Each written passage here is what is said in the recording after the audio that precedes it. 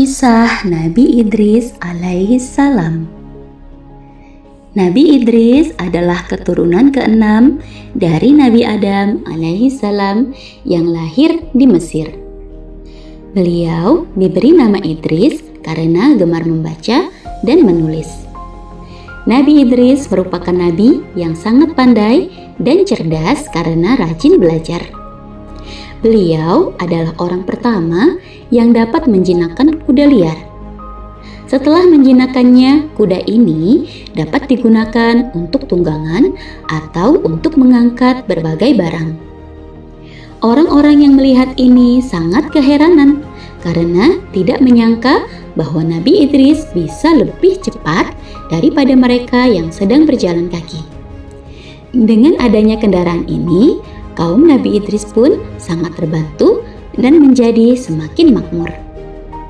Nabi Idris pun menjadi orang yang sangat disegani dan menjadi seorang panutan. Nabi Idris alaihissalam adalah manusia pertama yang mulai menulis dengan pena. Sejak kecil, Nabi Idris alaihissalam rajin belajar. Beliau dianugerahi berbagai kepandaian oleh Allah Subhanahu wa Ta'ala. Di antaranya adalah ilmu alam semesta, ilmu tulis-menulis, dan ilmu berhitung. Beliau juga manusia pertama yang dapat menjahit, sehingga membuat pakaian lebih nyaman daripada pakaian yang terbuat dari daun yang dirajut. Selain itu, beliau juga menguasai berbagai bahasa. Oleh karena itu, beliau menjadi lebih mudah berkomunikasi dengan manusia lainnya.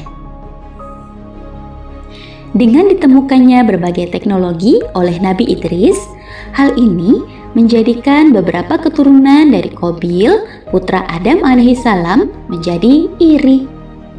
Mereka pun mulai menyusun rencana yang jahat dan mengganggu kaum Nabi Idris yang sedang bekerja. Semakin hari, sikap keturunan Qabil menjadi semakin jahat dan kasar. Karena sikap keturunan Qabil yang semakin meresahkan itu, kaum Nabi Idris pun menyampaikan semua kejahatan-kejahatan yang pernah dilakukan keturunan Qabil kepada Nabi Idris. Akhirnya, Nabi Idris pun meminta petunjuk kepada Allah Subhanahu wa Ta'ala ke balik bukit. Pada usia 82 tahun itulah Nabi Idris alaihissalam diangkat menjadi Rasul atau utusan Allah untuk memberikan peringatan kepada seluruh umat manusia. Allah Subhanahu wa Ta'ala berfirman dalam Al-Quran surat Maryam ayat ke-56 sampai dengan 57 yang artinya, Bismillahirrahmanirrahim. Dan ceritakanlah, hai Muhammad, kepada mereka kisah Idris yang tersebut di dalam Al-Quran. Sesungguhnya ia adalah seorang yang sangat membenarkan dan seorang nabi, dan kami telah mengangkatnya ke martabat yang tinggi. Akhirnya Nabi Idris pun mulai melaksanakan tugas kerasulannya, yaitu memberikan peringatan kepada keturunan Qabil untuk kembali ke jalan yang lurus. Setelah diberikan peringatan, keturunan Qabil tidak menerima peringatan Nabi Idris. Kemudian mereka pun menantang kaum Nabi Idris untuk berperang. Nabi Idris pun tidak pantang menyerah untuk menegakkan kebenaran. Kaum Nabi Idris pun mulai membuat peralatan untuk berperang dan benteng untuk mencegah serangan.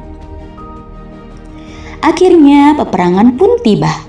Dalam peperangan tersebut, Nabi Idris alaihissalam menjadi panglima perang, sehingga mendapat julukan Asadul Usud atau singa dari segala singa, karena tidak pernah terputus asa dalam menjalankan tugasnya untuk memerangi kejahatan. Nabi Idris alaihissalam merupakan ahli strategi perang sehingga dapat memenangkan setiap peperangan melawan musuh. Akan tetapi, keturunan Qabil menjadi semakin banyak dan kejahatannya semakin merajalela, terutama kepada wanita dan anak-anak. Pada akhirnya Allah Subhanahu wa Ta'ala memerintahkan Nabi Idris beserta kaumnya untuk berhijrah ke tempat yang lebih aman. Nah, itulah anak-anak kisah Nabi Idris alaihissalam dalam melawan keturunan Qabil. Dari kisah tersebut, ada beberapa hal yang dapat kita teladani. Di antaranya adalah yang pertama, kita harus rajin belajar agar menjadi pandai. Dengan rajin belajar, kita akan mendapatkan ilmu yang banyak sehingga akan mudah dalam menjalani kehidupan. Yang kedua, kita harus berani dalam melawan kejahatan. Yang ketiga, kita harus pantang menyerah dalam menegakkan kebenaran. Apapun tantangannya, sekuat apapun hambatan yang dihadapi, jika dalam kebenaran dan kebaikan, kita harus terus berjuang. Terima kasih anak-anak yang sudah menyimak video ini dengan baik. Semoga bisa diambil hikmahnya ya.